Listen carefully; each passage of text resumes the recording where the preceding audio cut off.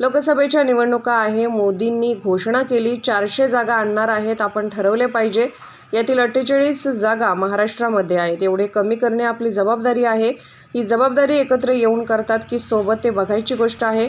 Ring master हवे तसे करणार. रिंग मास्टरला वाटलं वेगळं लढलं पाहिजे तर वेगळं लढू शकतो. युती होईल की नाही डोक्यातून काढून टाका. आपल्याला लढायचे आहे. ताकदीने आपण उतरू. तेवढ्याच ताकदीने इतर पक्ष आपल्याला मदत केल्याशिवाय राहणार नाही. मोदी पुन्हा घराणेशाही काढतो आहे. देशाची जनता माझे कुटुंब आहे. तर इलेक्शनच्या ॲफिडेव्हिटमध्ये डिक्लेरेशनमध्ये दिले आहे की लग्न केले आहे त्या महिलेला एक दिवस घरात ठेव. तेव्हा आम्ही म्हणून 140 कोटी लोकांचा बाप आहे. सर्व महिलांना आवाहन करतो. मोदी फतवा काढेल. मी जसं वागतो तसे वागा. महिलांनो परवडणारे का? जागोजागी प्रचार करायला पाहिजे. जे कुटुंबाचे नियम पाळत नाही त्यांना पंतप्रधान बनवणार नाही. मोदी कितीही वल्गना करतो की 400 पार जाणार, पण अंदर की बात घाबरलेला आहे. अमित शहा घाबरलेला आहे. बंदरात जो ड्रग्ज सापडला तो अफगाण दाखवला, पण आपण जेलमध्ये जाऊ शकतो अशी भीती आहे. महाराष्ट्राच्या राजकारणात भाजपचा झेंडा दिसतो का नाही? सब कुछ मोदी के नाम अशी अवस्था केली आहे. बातम्यासुद्धा मोदीच्या नावाने आहे. मधून राहुल गांधी दाखवतात. विचारतात हा बरा की हा बरा. काँग्रेसला सांगतो राहुलने पुढे न करता प्रियंकाला पुढे करा. ती बरोबर वाजवत असते.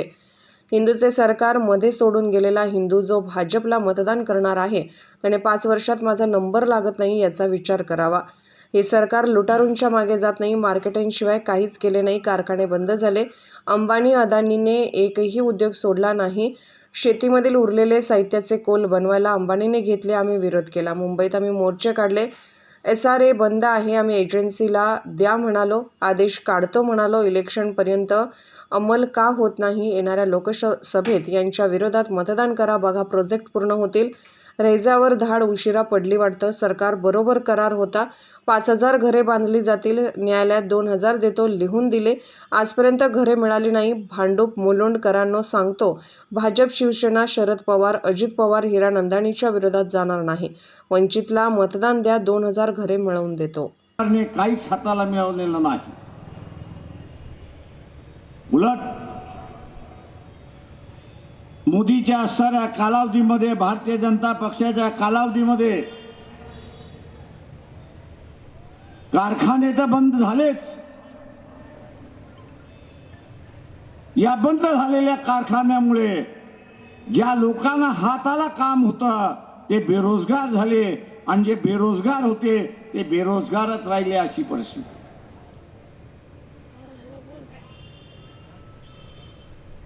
सगळ्या गोष्टी आपण बघितल्या तर त्या नफ्या तोट्याच्या गोष्टी चालल्या. सरकारी काय फॅक्टरी नाहीये की जिथे नफा आणि तोटा बघितला पाहिजे. सरकार एक अशी फॅक्टरी आहे की जिथे लोकांच्या चेहऱ्यावरती हसरेपणा आहे की नाही, समाधान आहे की नाही हे पाहणं त्याच्यातलं महत्वाचं. माणूस आणि कुटुंब हे सुखी आणि समाधानी असेल तर या देशाची प्रगती झाली असं मी त्या ठिकाणी मानतो. किती कारखाने आले याच्यावरनं प्रगती आपण मानत नाही. त्या आलेल्या कारखान्यामुळे किती जण कामाला लागली हा त्याच्यातला असणारा महत्वाचा. आज अंबानी असेल अडाणी असेल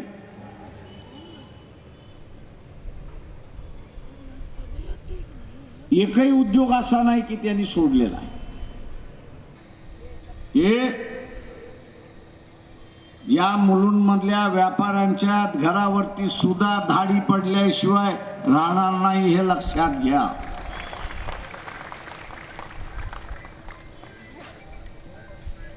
हा जो उद्योजक वर्ग आहे याच्या धाडीला भितून हे माझ्या आकडेवारी नाही आहेत. या सरकारने राज्यसभेमध्ये दिलेले आकडेवारी आहेत. 6 महिन्यापूर्वी दिलेली आकडेवारी आहेत की 24 लाख कुटुंब 24 लाख कुटुंब 2014 पासून आजपर्यंत या देशाचं नागरिकत्व सोडलं आणि परदेशी नागरिकत्व गेलं, ज्यांची मालमत्ता 50 कोटीच्या वरती.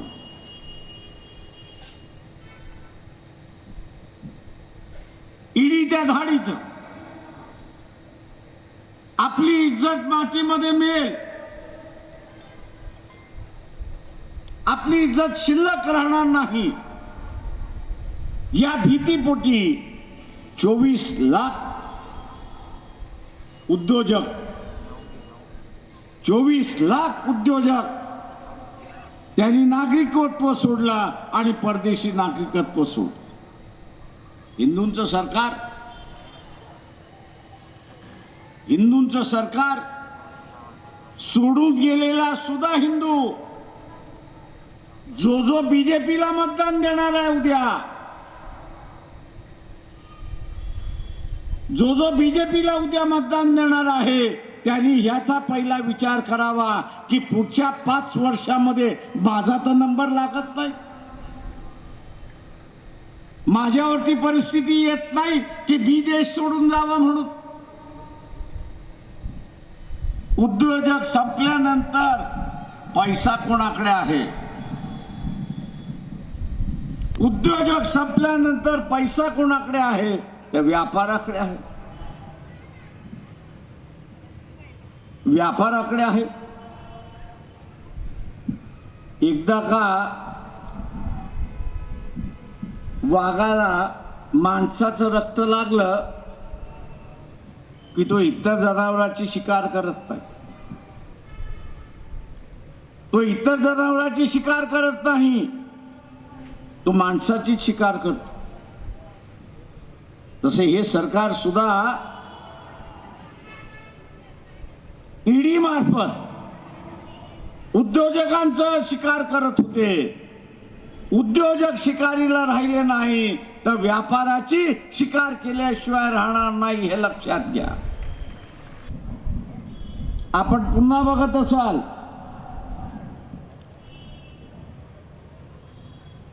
की मोदी असणारा घराणेशाही पुन्हा काढतोय आणि तो असा म्हणतोय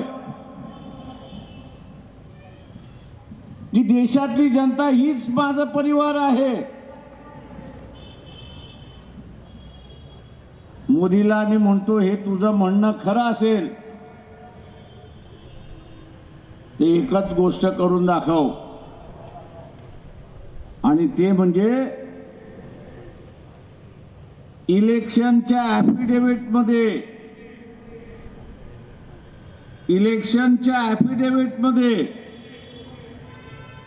तुझे डिक्लेरेशन दिलेलं आहेस की माझं लग्न झालेलं आहे,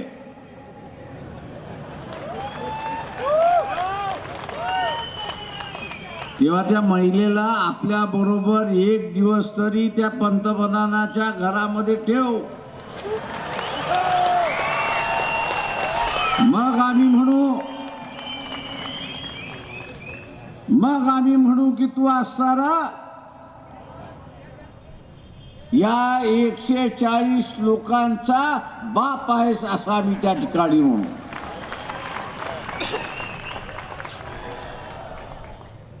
राजकीय घराणेशाही याच्यावरती मोदी बोलतात, परंतु समाज व्यवस्थेमध्ये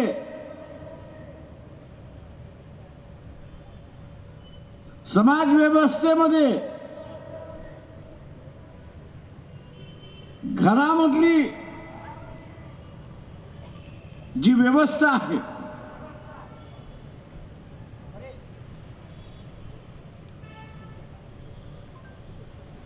घरामधली असणारी जी घराणेशाही आहे,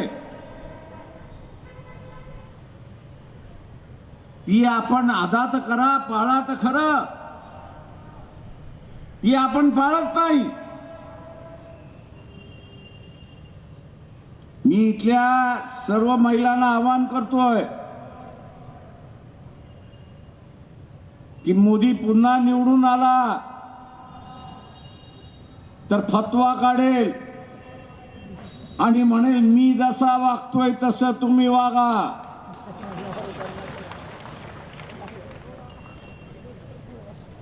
मी जसं वागतोय तसं तुम्ही वागा. मी सगळ्या महिलांना विचारतो, तुम्हाला ते परवडणार आहे का एवढंच सांगा. आणि म्हणून तुमचं पहिल्यांदा कर्तृत्व पाहिजे की जागोजागी आता तुम्हीच हा प्रचार केला पाहिजे की जो कुटुंबाचा नियम पाळत नाही, जो कुटुंबाचा नियम पाळत नाही त्याला आम्ही पंतप्रधानाच्या खुर्चीवरती बसवणार नाही.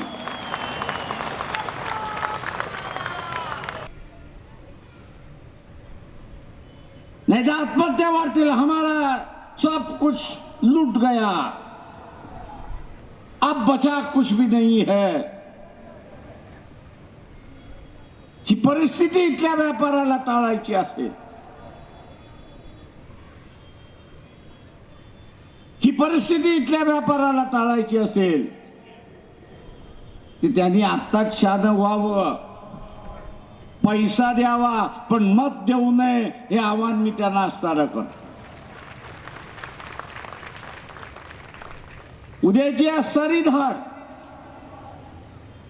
ही आपल्या घरावरती येऊ नये.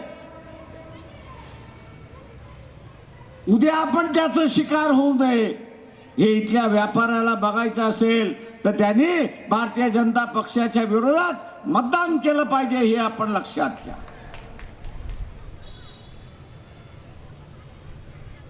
हे सरकार करप्शनच्या विरोधात नाही. हे 2G स्कॅमच्या निमित्ताने सत्तेवरती आलं. सत्ता यांच्याकडेच होती. 2016-2017 2G स्कॅमचा निकाल लागला. तो जज असं म्हणतो की मी दर दिवशी वाट बघत होतो. निकालात तो म्हणतो की मी दर दिवशी वाट बघत होतो. आज पुरावा येईल, उद्या पुरावा येईल, परवा पुरावा येईल. 2.5 वर्ष थांबलो,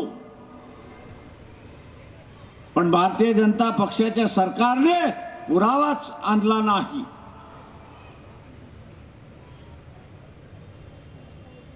पुरावाच आणला नाही आणि म्हणून नाईलाजाने पुराव्याअभावी मला सगळ्यांना सोडावं लागते अशी परिस्थिती. मित्रों,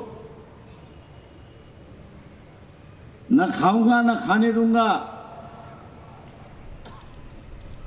न खाऊंगा न खाने दूंगा हे घोषणा देऊन लोकांची मतं मागितली.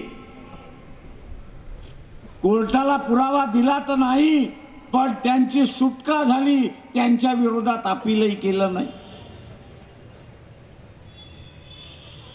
सुटका झाली, त्यांच्या विरोधात अपील तर केलं पाहिजे होतं, पण या सरकारने अपीलही केलं नाही. म्हणजे हे सरकार लुटारूंच्या पाठीमागे जायला मागत नाही, हे आपण लक्षात घ्या. हे सरकार लुटारूंच्या मागे जायला मागत नाही, तर हे फक्त दिखावा करतंय, हे आपण असताना लक्षात.